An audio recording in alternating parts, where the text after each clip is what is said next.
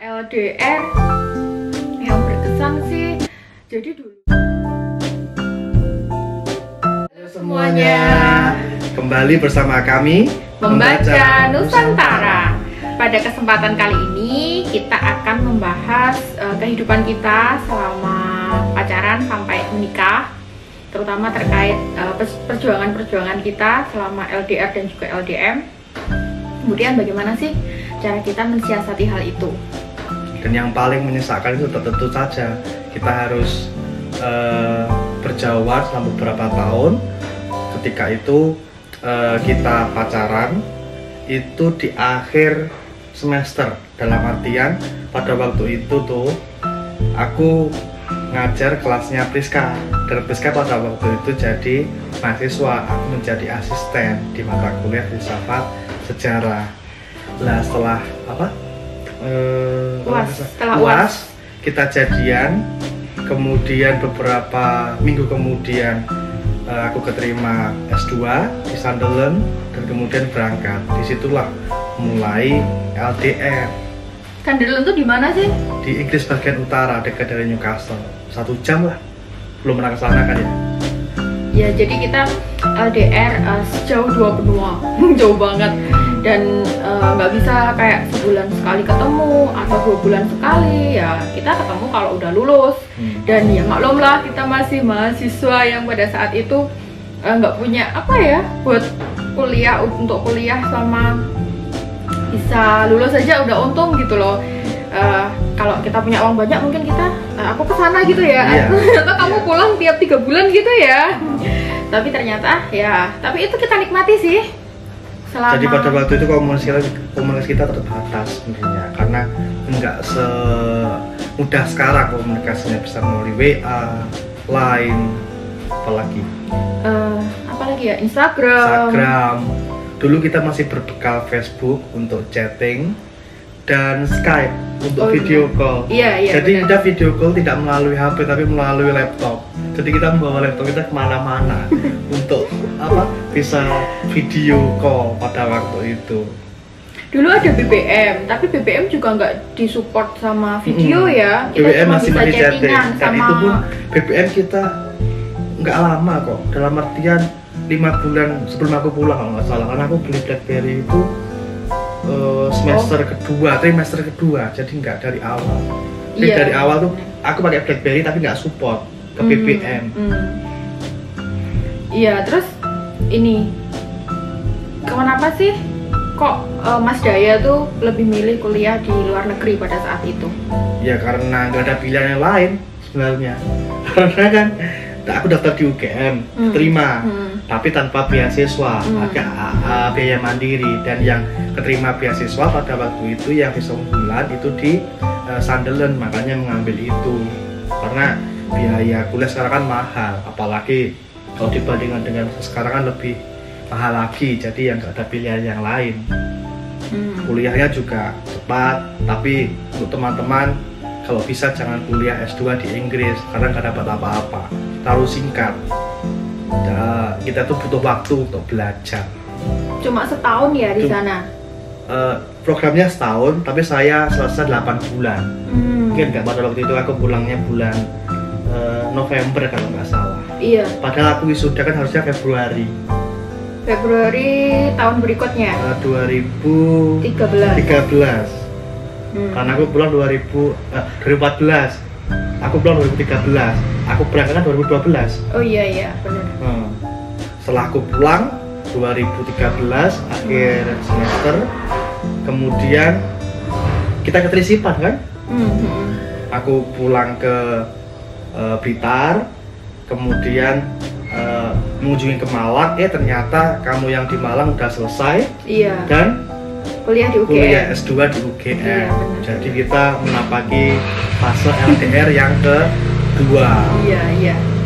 Jadi kita itu pada saat LDR yang waktunya Mas Daya pulang, wah seneng nih, udah mau pulang, kemudian kita bisa main-main bareng lagi. Tapi ternyata aku yang lanjut kuliah ke UGM pada saat itu. Ya kita gimana ya? Nggak ada pilihan lain lah, karena pada waktu itu lapangan pekerjaan untuk alumni sejarah, kami lulusan pendidikan sejarah itu terbatas. Dan kalau menjadi guru, mohon maaf pada waktu itu sangat terbatas sekali karena permintaan untuk jadi guru saya juga terbatas. Pada waktu itu sejarah itu masih 1 jam kalau nggak salah, dan gajinya juga terbatas. Oleh karena itu kita mencoba untuk mencari alternatif lainnya, yaitu dengan S2. Siapa tahu kita bisa memiliki peruntungan lainnya. Iya bener. Jadi gini, dulu waktu kita masih pacaran, yang paling aku ingat ya dari komunikasi kita selama kita pacaran tuh, setelah lulus kan, waktu pacaran aku semester 7 udah mulai skripsi, kemudian PPL juga, praktek di sekolah ngajar gitu. Terus aku mikir nanti kalau setelah lulus aku mau gimana ya gitu. Terus ya kalau bisa jadi anak ya, jadi mahasiswa, jadi anak juga, jangan terlalu lama lah merepotkan orang tua. Aku punya prinsip seperti itu gitu.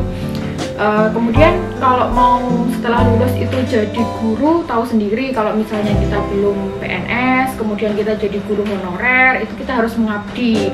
Berapapun dibayarnya itu kita harus terima, dan kita juga nggak bisa protes. Iya, dan itu faktanya seperti itu.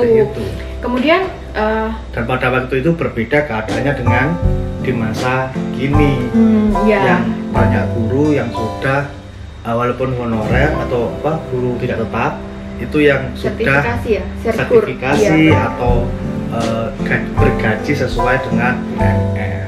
Itu ini loh, yang bergaji sesuai dengan UMR tuh hanya yang ada di sekolah-sekolah favorit, atau kalau nggak gitu swasta-swasta bagus sih. Kalau yang ada di kadang daerah-daerah yang masih ini juga ini kok, ya itulah mengabdi, kita harus mengabdi. Terus habis itu aku juga harus mikir nih gimana caranya supaya setelah lulus itu nggak merepotkan orang tua. Nah, oke, aku komunikasi sama Mas Daya. Aku melihat kalau Mas Daya tuh setidaknya dia bisa ngasih masukan atau pandangan-pandangan lain, dan bagus juga sih menurut Mas Daya. Pada saat itu kan aku ngasih pilihan gimana kalau aku harus kerja nih habis lulus. Kalau kerjanya kalau bisa jangan guru gitu. Pada waktu itu pengen jadi pegawai bank. Iya bener, pengen jadi pegawai bank di salah satu bank BUMN yang menurutku tuh bonafit dan apa ya, bergaji keren di atas UMR, yang paling penting, ya kan? Bener. Kemudian yang kedua, S2 ini nih salah satu tuntutan dari Mas Daya. Jadi dia menginginkan kalau calon istrinya itu harus S2. Terus aku juga jujur ngomong, aku pengen S2 tapi kalau bisa yang biaya sendiri, atau kalau nggak gitu yang beasiswa gitu, karena jangan sampai merepotkan orang tuaku lagi, aku bilang gitu. Dan yang menarik dari dia ngomong kayak gini, saat ini kamu punya 2 pilihan nih. Kalau menurutku kamu jangan milih salah satu, tapi kamu harus milih keduanya. Jadi kamu berjuang untuk keduanya gitu. Terus kayaknya ini sih patut untuk diperjuangkan ya, patut untuk dipertimbangkan lagi. Kalau aku nggak milih salah satu, jadi aku punya 2 kesempatan, nggak cuma 1 kesempatan. Dan setelah ujian skripsi saat itu, aku langsung minta surat keterangan dari fakultas, surat keterangan lulus buat daftar kerja. Pas saat itu di bank yang aku pengenin ini, dia lagi buka lowongan. Kita emang nggak ada panggilan sih, nggak ada panggilan. Terus aku juga langsung ngurus TOEFL TPA untuk daftar S2. Pada saat itu aku udah gini, nanti mana yang keterima duluan itu yang akan aku jalani gitu. Ternyata yang di bank itu nggak ada kelanjutan. Terus yang pengumuman yang dari UGM itu keterima, dan alhamdulillah dapat beasiswa akhirnya. Kemenpora. Iya, beasiswa ketahanan nasional dari Kemenpora. Terus habis itu kuliah. Awalnya sebenarnya mau daftar di sejarah tapi nggak dapat rekomendasi kan. Oh iya, nggak dapat surat keterangan lulus yang lebih valid gitu loh daripada yang dari kemudian daftar di Parnas. Jadi kita tuh prinsipnya dulu itu nyari jurusan bukan yang linier. Maksudnya sejarah, S1 sejarah, S2 sejarah, tapi mana yang ada beasiswanya. Pada waktu itu Priska juga kuliah itu nggak tahu sih. Jadi pokoknya lulus gitu aja. Dan kita sambil kuliah pada waktu itu Priska juga bekerja kan, Oh iya, ya soalnya beasiswanya tuh hanya mengcover SPP. ini SPP, jadi kan ya butuh lah, butuh biaya hidup kan di Jogja. Tapi untungnya di Jogja tuh apa-apa murah, makanan yang di angkringan tuh cuma 1.500, kita udah Kecuali bisa yang angkringan kota Saku itu. kita udah dapat makan, udah kenyang tuh. Jadi pada saat di Jogja sambil ngelesi bimbel ya gimana kan, bekalnya dari pendidikan ya, jadi ya yang bisa kita lakukan ya ngelesi, kita daftar-daftar di bimbel gitu. Terus Tim agama. apa ya, lupa aku namanya, bimbelnya ini kok bimbel nggak terkenal kok pada saat itu. Cuman ya alhamdulillah sudah bisa buat mencukupi kebutuhan sehari-hari selama 2 tahun kuliah di sana. Kalau menurut Mas Jaya, apa sih hal-hal berkesan yang kita ini alami gitu, atau menurut Mas Jaya itu yang hal berkesan yang selama kita LDR? Apa ya? Udah lama kadang juga aku lupa apa yang berkesan. Tapi mungkin yang aku ingat pada waktu itu Rizka pernah ngasih surprise deh, pada waktu ulang tahun. Jadi kalau nggak salah Rizka beli kue, kemudian kue itu dikasih foto-fotoku di masa kecil dan diupload di Facebook kalau nggak salah pada waktu itu. Jadi itu sih menurutku yang berkesan. Kalau mereka sendiri apa selama LDR? Selama LDR yang berkesan sih, jadi dulu tuh aku mikirnya waktu pacaran tuh nggak hanya sekedar kita seneng-seneng, tapi kita juga harus belajar.